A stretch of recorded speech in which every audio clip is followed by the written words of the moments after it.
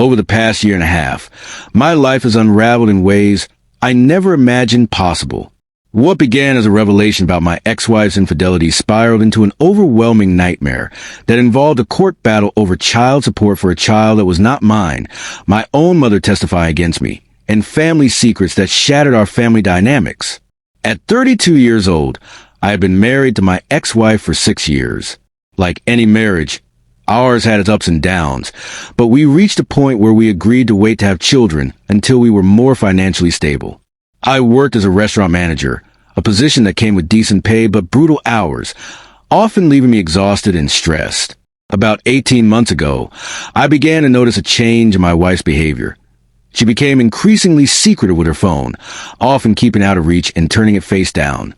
She started working late more frequently, which was unusual for her, and there was a noticeable decline in our intimacy. When I expressed my concerns, she dismissed them as merely a result of work stress, insisting that everything was fine. The turning point came unexpectedly one day when I arrived home early due to a plumbing issue at the restaurant. To my shock, I found my wife in bed with her co-worker. I didn't confront them. I simply walked out, my mind racing as I drove to a friend's place and spent the night away. The next day, my ex bombarded my phone with texts and calls, pleading for me to return and talk. When I finally did, she was in tears, claiming it was a one-time mistake.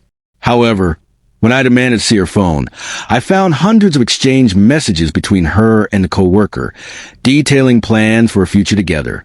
That day, I made the decision to move out and file for divorce within the week.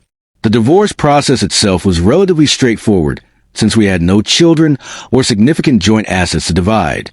It was finalized 3 months later, and I thought that would be the end of it. However, I quickly learned that it was merely the beginning of a much bigger ordeal. 2 months after the divorce, my ex contacted me with shocking news. She claimed she was pregnant and that I was the father. This revelation stunned me, especially since we had not been intimate for several months before our separation. When I pointed this out, she insisted it must have happened that one time right before everything fell apart. Knowing this was likely a manipulation tactic, I requested a paternity test, which only infuriated her. She accused me of abandoning my responsibilities and threatened to take me to court. True to her word, I was served with court papers for paternity and child support a few weeks later. I hired an attorney who reassured me that the matter would be easily resolved once the paternity test was conducted. What I didn't anticipate was the reaction from my mother. Instead of supporting me, she was enraged that I would consider abandoning my supposed child. Despite my repeated explanations about the timeline in the affair, she insisted that family is family and that I needed to step up.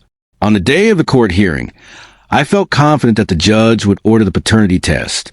However, when my case was called, I was in disbelief as my mother was called to stand by my ex-wife's attorney.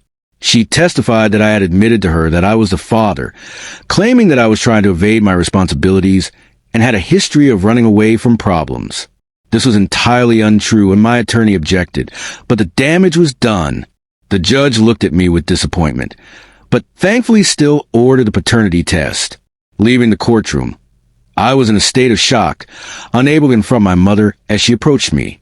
My father, who had been unable to attend the hearing, was furious when I told him what had transpired. He couldn't believe my mother would lie under oath against her own son. That night, he called to tell me that he had the biggest fight of their 35-year marriage with her. 2 weeks later, the paternity test results confirmed what I had known all along. I was not the father. The case was dismissed, but the damage to my family was already done. My mother refused to apologize, instead doubling down on her belief that biology doesn't make a family and insisting that I should take responsibility for the child regardless of the circumstances. She even claimed that since I had been married to my ex when the baby was conceived, I had a moral obligation to support the child. Meanwhile, my ex moved in with her co-worker, the actual father of her child.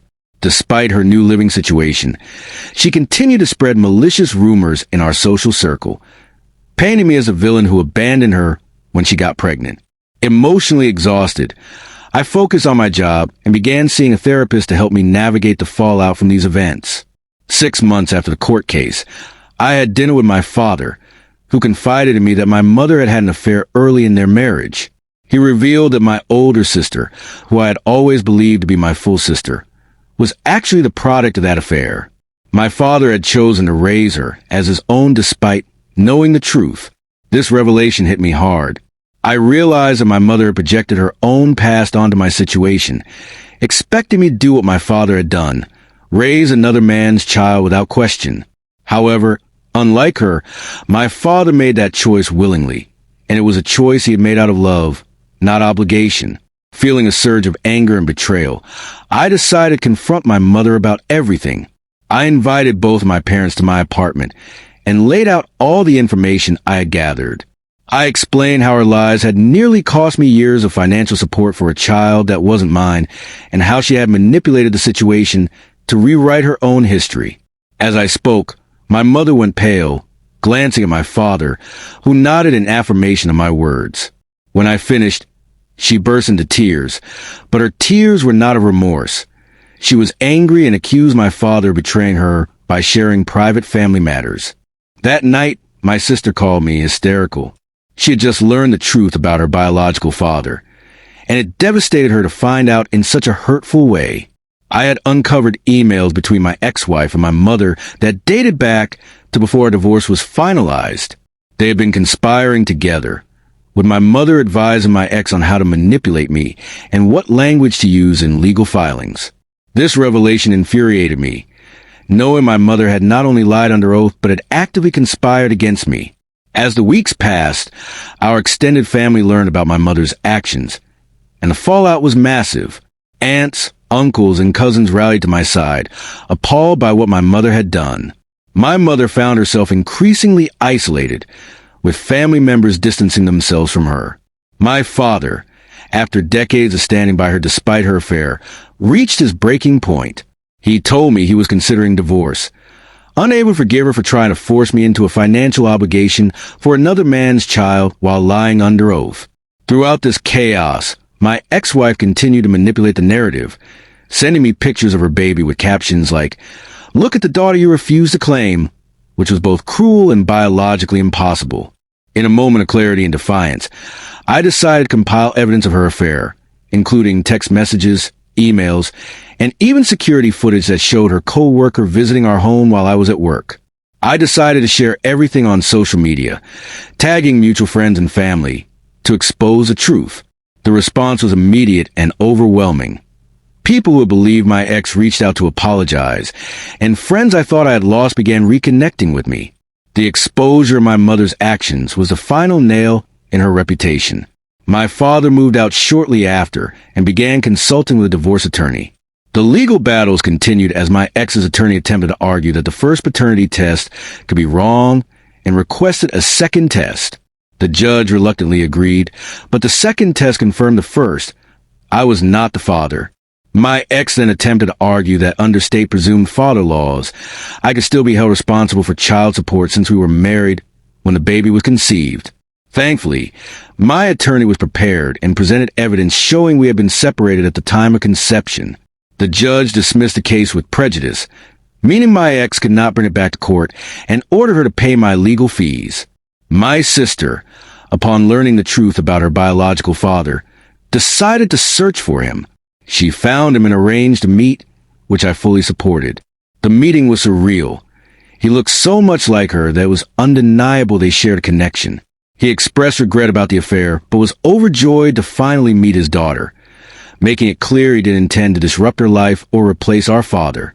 My mother, however, was livid when she learned about the meeting. She accused us of betraying the family, but I calmly pointed out her hypocrisy.